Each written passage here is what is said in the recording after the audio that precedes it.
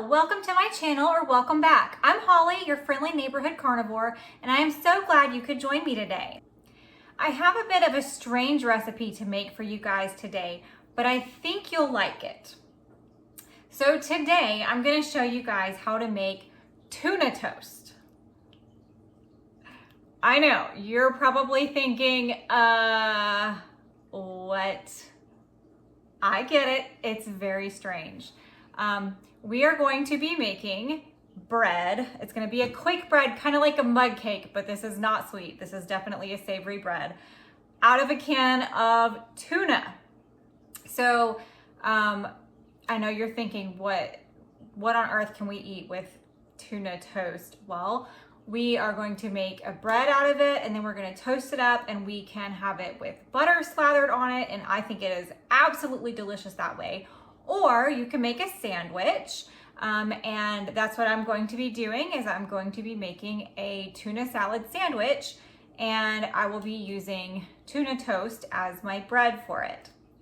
So I know it sounds strange. Hopefully you guys will like this, but let's get started. It's going to be very simple, 3 ingredients. We have got a 4-ounce can of tuna.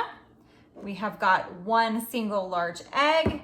And then of course, if you have not gotten on the bandwagon by now, go get you some beef gelatin because I use it a lot in my recipes. So we'll be using beef gelatin again today. All right, guys, let's go get weird in the kitchen. Okay, here we go. So we have got our egg, our gelatin powder, and our tuna. I've got some chunk light tuna. This is a 4-ounce can. So what we need to start with is we need a little food processor or a bowl that you can mix with a mixer or an immersion blender, whatever you have that is going to pulverize this tuna into a mush. That's what you need. So I've got this little chopper. I've already drained my tuna. And we are just going to get it all dumped out into our little food processor here.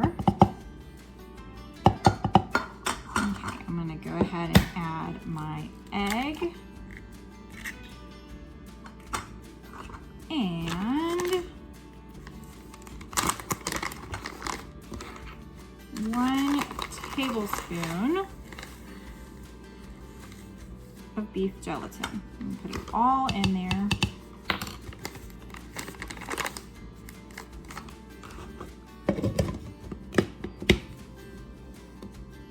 And let's give it a bit of a mix.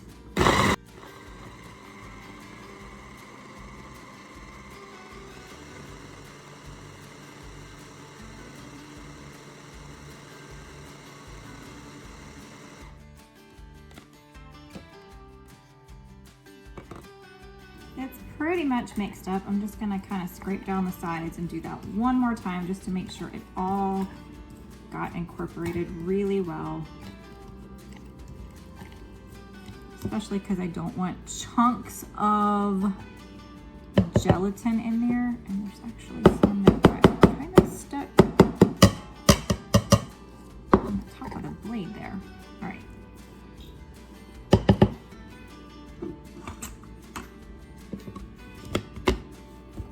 One more time.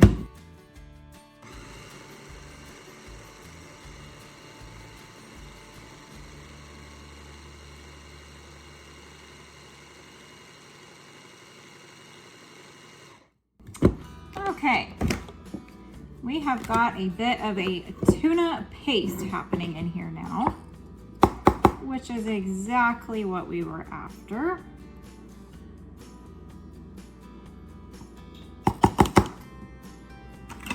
Okay, so next up we need a ramekin, and I have greased this one with butter, so you can grease it with butter or ghee or tallow, or I mean, you can use avocado oil if you want to use oil.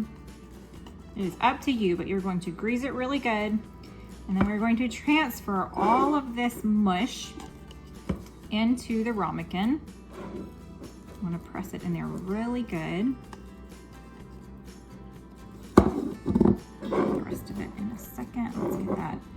I just want to make sure there are no air bubbles in it. So I'm just kind of patting that down.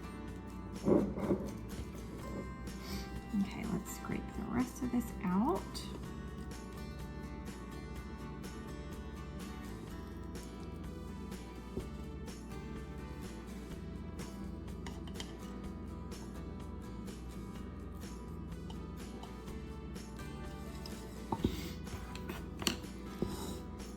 Okay, now I'm just going to pat this down. I like to kind of get the edges pushed down a little bit more and the center of it be a little bit more of a dome shape. You don't have to do that, but for me, I think that works pretty good. And just for the heck of it, let's put a little indentation up here.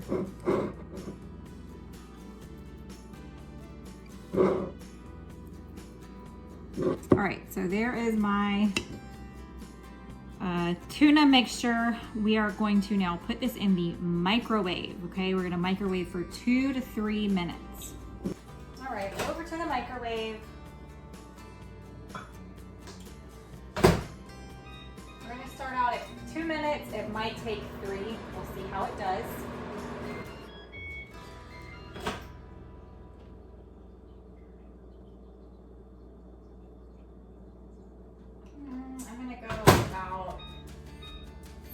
More seconds. It needs to be dry in the middle. That's when you know it's ready. Pick it up, oven mitt, because this thing is going to be really hot, pulling it out of the microwave. So this is what it looks like fresh out of the microwave. It is steamy, steamy hot. And next we need to tip this over on a cooling rack. Okay, so I got my cooling rack. Hopefully it comes out easily. Yeah, there we go. That's why we grease it, so it comes out really easily. Oh, that is hot. Okay, I think you can see possibly all the steam coming off of this thing. Okay, so we've got our steamy hot little loaf of bread. It is cooling off. We're gonna let that cool for a minute. And then in the meantime, I'm gonna mix up some tuna salad real quick. So I've got another can of tuna here. I've got a pinch of salt. I have got a boiled egg.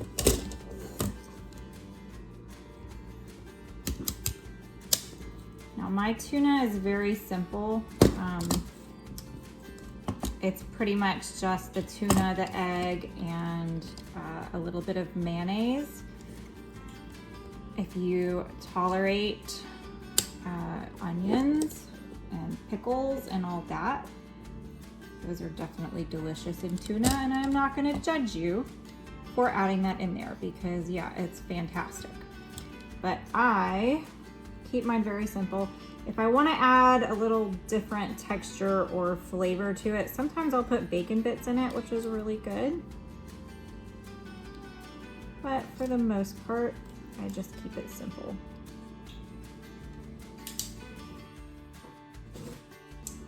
All right, I'm gonna stir that up a little bit.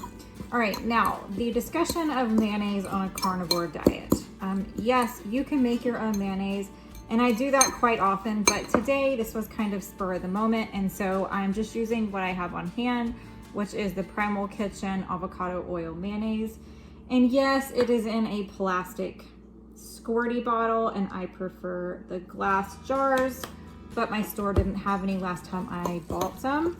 So this is what I've got today. So be nice in the comments. Don't get mad because I'm using plastic or because I'm including some mayo that has avocado oil in it.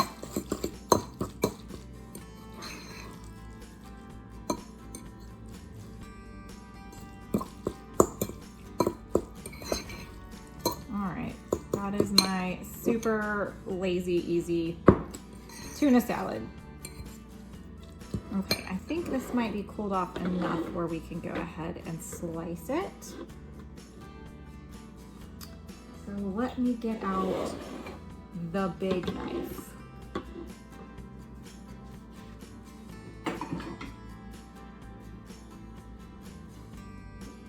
Okay. Now Now, I like to slice this into the size of ramekin that I use. I typically can get about 3 slices off of this.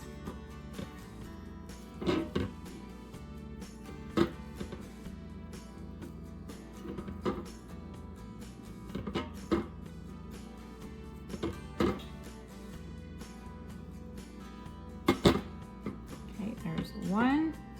And you can see the inside of it very much looks like bread. It's got a very bready texture. It's got the little air bubbles in there like you get with bread. It's very interesting. All right, I'm gonna cut this one in half.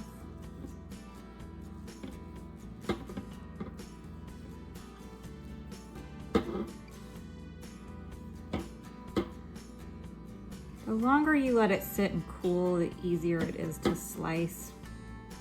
But I'm hungry and I don't want to wait any longer.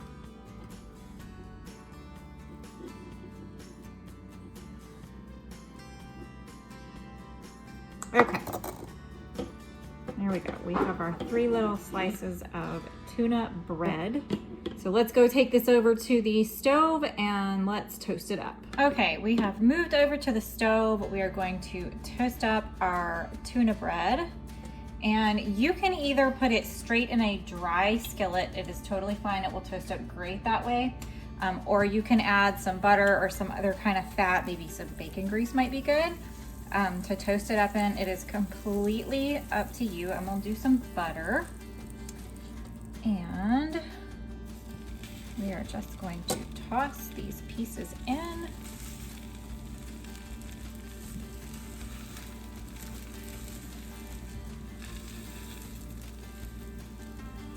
And just wait a little bit.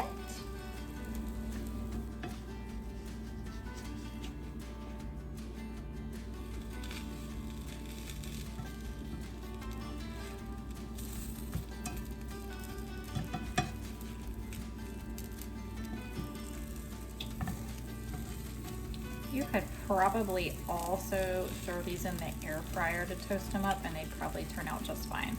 Now when you first put them in the skillet, they're gonna stick a little bit, like this one's not ready to move, but as it toasts, that protein is gonna release off the skillet and you can kind of scoot them around a little bit without tearing them up.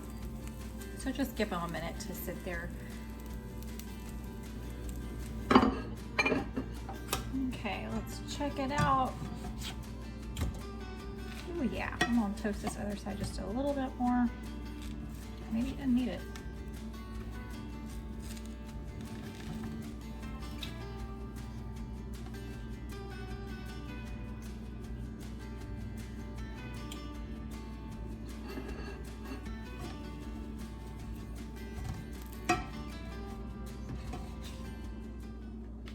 Okay guys, thank you for getting weird in the kitchen with me. So we have got our regular tuna toast to try out. I've got some butter to spread on it. And then I also made tuna sandwich. So I'm excited to share how this went with you guys. All right, so we're gonna try our tuna toast first, which is just the tuna bread toasted up with some butter on it. Well, I guess I could try it without the butter and let you know how it is, and then I'll butter up the next bite. So here we go. Pretty good texture. Personally, I love the butter and I don't think I'd recommend it without the butter. But it is a delicious piece of toast, assuming you don't mind tuna, because it does taste like tuna. But it's a pretty mild flavor actually. So I got my butter on there.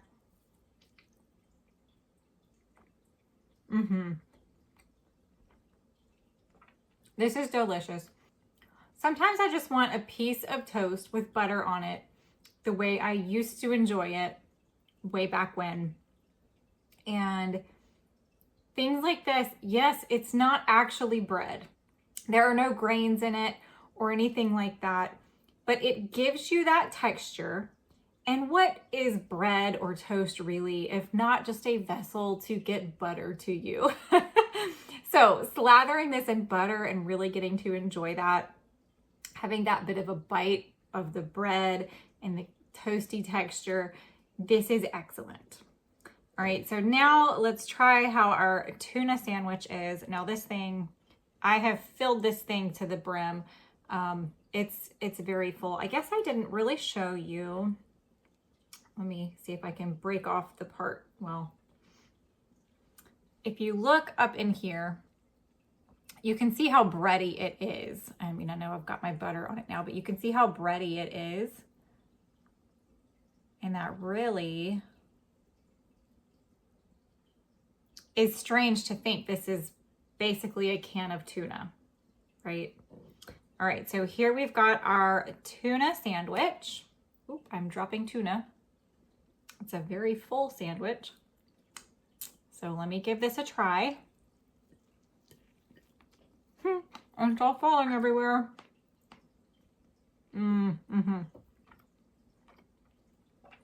Delicious tuna sandwich. I don't get to eat the tuna sandwiches that much anymore because obviously bread. And I absolutely love that I can mix up some tuna salad, and if I want to have a sandwich, I can easily make the bread with more tuna.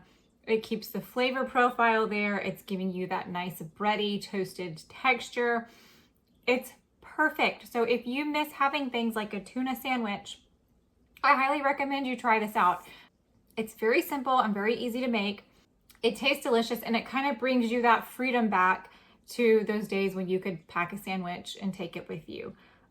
If you don't mind the light tuna flavor, might even make like a good, well, if you're keto, a good BLT. But I was just thinking like having the bacon on it would probably be really good. Okay, so there is a person that I originally found this recipe from. Mine, I have changed it and adapted it, and this is my own version of it. But I will link the original recipe that I found for tuna toast.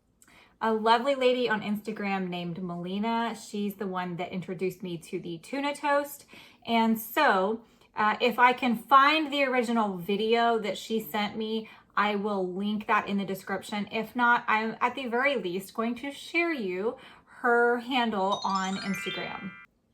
So head over there and support her because she comes up with some very creative things too, but she also just has a fantastic Instagram profile, and the things that she says on there and does and the videos that she makes is just gold. I absolutely love it. So anyways, I hope you guys make this and enjoy it. Make sure you do all the YouTube things for me. Go ahead and like and subscribe and comment. Definitely comment. I always say, send me those comments because I love to interact with you guys. Feel free to find me over on X at Carnivore Friend, or you can come find me on Instagram at Friendly Neighborhood Carnivore. All right, guys, I look forward to seeing you and hearing from you, and let me know what you think about my really, really weird ideas in the kitchen. All right, till next time, bye. She's the friendly neighborhood carnivore with a talent for cooking up a meaty uproar. From juicy steaks to sizzling ribs galore, she'll have you coming back for more. Fellas, smash that like button. She's the carnivore cooking queen. On your screen, bringing the meaty scene. Come on over and join the team for a culinary dream.